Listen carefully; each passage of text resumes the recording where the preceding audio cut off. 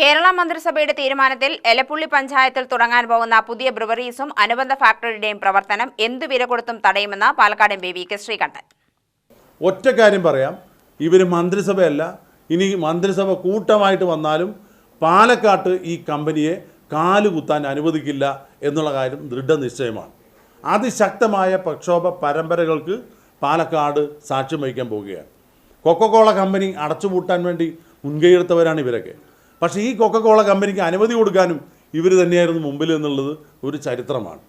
Pepsi company ഈ കാരണമല്ലാതെ കമ്പനിക്കാർ തന്നെ ലാഭകരമല്ല എന്ന് പറഞ്ഞ് കഞ്ചിക്കോട് ഈ പുതിയതായിട്ട് പ്ലാൻ ചെയ്യുന്ന ഈ സ്ഥലത്തിൻ്റെ ഏതാനും കിലോമീറ്ററുകൾക്കപ്പുറം തൊഴിൽ പ്രശ്നങ്ങളുണ്ടായിരുന്നെങ്കിലും അവിടെ പ്രശ്നം മറ്റൊന്നാണ്. കുടിവെള്ള സ്രോതസ്സ്, അതല്ലെങ്കിൽ ഗ്രൗണ്ട് വാട്ടർ ലെവൽ വളരെ താരതമ്യേന വല്ലാതെ കുറഞ്ഞു പോകുന്നതുകൊണ്ട് ആ ഭീതി കൊണ്ടാണ് തൊഴിൽ തർക്കത്തിൻ്റെ പേരിൽ പെപ്സി കമ്പനി ഇവിടുന്ന് പൂട്ടിപ്പോയത്. അപ്പോൾ നിങ്ങൾക്കറിയാം, ഈ കൊക്കക്കോള കമ്പനിയും പെപ്സിയുമൊക്കെ പത്തിമടക്കി പോയ പാലക്കാട് നിന്ന് ഈ കുടിവെള്ളക്ഷാമം രൂക്ഷമായി പാവപ്പെട്ട സാധാരണക്കാർ അനുഭവിക്കുന്ന ഈ പഞ്ചായത്തിൽ ജനങ്ങളെ വെല്ലുവിളിച്ചുകൊണ്ട് ഒരു ബ്രൂവറീസും അതുപോലെ തന്നെ ഒരു മദ്യ കമ്പനിയും തുടങ്ങാൻ കഴിയില്ല.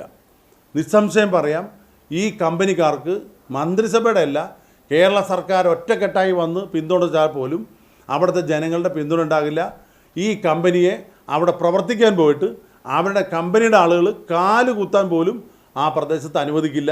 ആ കാര്യത്തിൽ ജനങ്ങളോടൊപ്പം അതിശക്തമായ പ്രക്ഷോഭ പരമ്പരകൾക്ക് നേതൃത്വം നൽകേണ്ടി വരുമെന്നുള്ളൊരു മുന്നറിയിപ്പാണ് കേരളത്തിലെ മുഖ്യമന്ത്രി ശ്രീ പിണറായി വിജയനും കേരളത്തിലെ എക്സൈസ് വകുപ്പ് മന്ത്രി പാലക്കാട് ജില്ലക്കാരനായ ശ്രീ എം.പി. രാജേഷിനും നൽകാനുള്ളത്.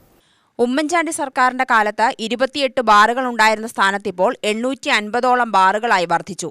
LDF സർക്കാർ വരുന്ന കാലത്ത് പ്രഖ്യാപിച്ചത് മദ്യത്തിന്റെ വ്യാപനം തടയുമെന്നാണ്. എന്നാൽ അതുണ്ടായില്ല. ഓരോ വർഷവും നിരവധി ബാറുകൾ അനുവദിക്കുന്ന സർക്കാർ ജനവഞ്ചന തുടരുകയാണെന്നും അദ്ദേഹം പറഞ്ഞു.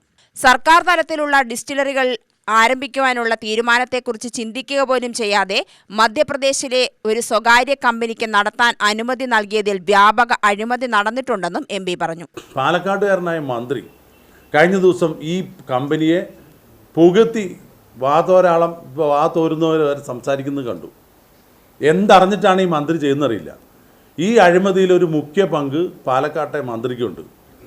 തദ്ദേശ സ്വയംഭരണ വകുപ്പും അതുപോലെ തന്നെ എക്സൈസ് വകുപ്പും കൈകാര്യം ചെയ്യുന്ന മന്ത്രി സ്വന്തം ജില്ലയിലെ ആ പഞ്ചായത്തിലെ അവസ്ഥ പഠിച്ചിട്ടാണോ ഈ കമ്പനി ഇത്രമാത്രം പുകഴ്ത്തിയത്? ഡൽഹിയിലെ ഏറ്റവും വലിയ അഴിമതി കുംഭകോണത്തിൽ പ്രതികളായവരാണ് ഈ കമ്പനിയുടെ ചില വക്താക്കൾ.